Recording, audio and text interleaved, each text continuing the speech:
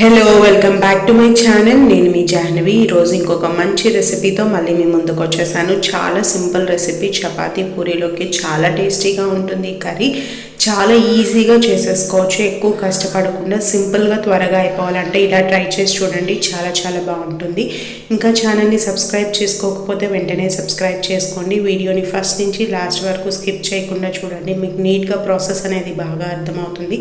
వీడియోని కూడా లైక్ చేయండి. మీరు లైక్ చేయడం ద్వారా ఈ వీడియో ఇంకా చాలామంది వరకు వెళ్తుంది, రీచ్ అవుతుంది.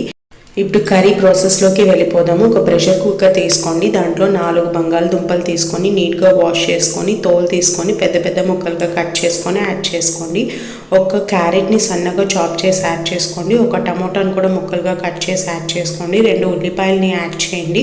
ఒక 8 నుంచి 10 దాకా మీ కారానికి తగినట్లుగా పచ్చిమిరపకాయలను యాడ్ చేసుకోండి. ఉప్పు పసుపును కూడా యాడ్ చేసుకోండి. మనం కారం యాడ్ చేయం కాబట్టి పచ్చిమిరపకాయలు మీ కారానికి తగినట్లుగా యాడ్ చేసేసుకొని 2 పెద్ద గ్లాసులు వాటర్ యాడ్ చేసుకొని ప్రెషర్ కుక్కర్ మూత పెట్టేసుకొని హై ఫ్లేమ్లో ఒక 5 విజిల్లు ఉడికించుకోండి. ఒక బౌల్ తీసుకొని ఒక టేబుల్ స్పూన్ శనగపిండిని యాడ్ చేసుకోండి. ఒక చిన్న గ్లాస్ వాటర్ యాడ్ చేసుకొని లంప్స్ లేకుండా మిక్స్ చేసుకొని రెడీగా పెట్టుకోండి. ఒక చిన్న కడాయి తీసుకొని దాంట్లో ఒక 3 టేబుల్ స్పూన్ల ఆయిల్ వేసుకొని పచ్చెనగపప్పు 1 స్పూను, 1/2 స్పూను మినప్పప్పు, అలాగే కొంచెం ఆవాలు యాడ్ చేసుకొని బాగా ఫ్రై అయిన తర్వాత కరివేపాకును కూడా యాడ్ చేసుకొని పోపును కూడా రెడీగా పెట్టుకోండి.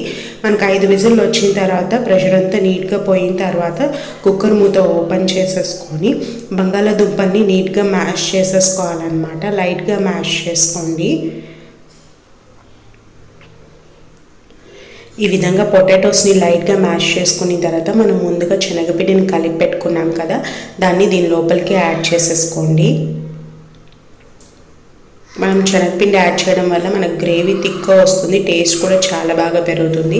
మనం ముందుగా పోపు కూడా వేసి పెట్టుకున్నాం కదా, అది కూడా దీని లోపలికి యాడ్ చేసేసుకొని ఒకసారి బాగా మిక్స్ చేసుకొని స్టవ్ మీద పెట్టుకొని ఒక 5 మినిట్స్ బాగా ఉడికించుకోండి. మనం శనగపిండి యాడ్ చేసాం కాబట్టి మనకు గ్రేవీ అనేది బాగా చిక్కపడిపోతూ ఉంటుంది అనమాట. సో వాటర్ మీకు ఎంత కావాలంటే అంత యాడ్ చేసుకోండి, మీ గ్రేవీ కన్సిస్టెన్సీని బట్టి. ఉప్పు కూడా కరెక్ట్గా ఉందా లేదా చెక్ చేసుకొని కావాలంటే కొంచెం యాడ్ చేసుకోండి. ఒక 5 మినిట్స్ బాగా ఉడికిన తర్వాత స్టవ్ ఆఫ్ చేసుకొని సర్వ్ చేయడమే. చాలా చాలా టేస్టీగా ఉంటుంది, చాలా త్వరగా అయిపోతుంది. టైం లేనప్పుడు ఈ విధంగా చేసి చూడండి, కూర చాలా బాగుంటుంది. మార్నింగ్ పూరీలోకైనా నైట్ చపాతీలోకైనా చాలా చాలా బాగుంటుంది. ఒకసారి ట్రై చేసి ఎలా వచ్చిందో నాకు కమెంట్ సెక్షన్లో చెప్పండి. వీడియో నచ్చితే వీడియోని లైక్ చేయండి, షేర్ చేయండి, ఛానల్ని తప్పకుండా సబ్స్క్రైబ్ చేసుకోండి. Thank you for watching. See in the next video. Take care. Bye.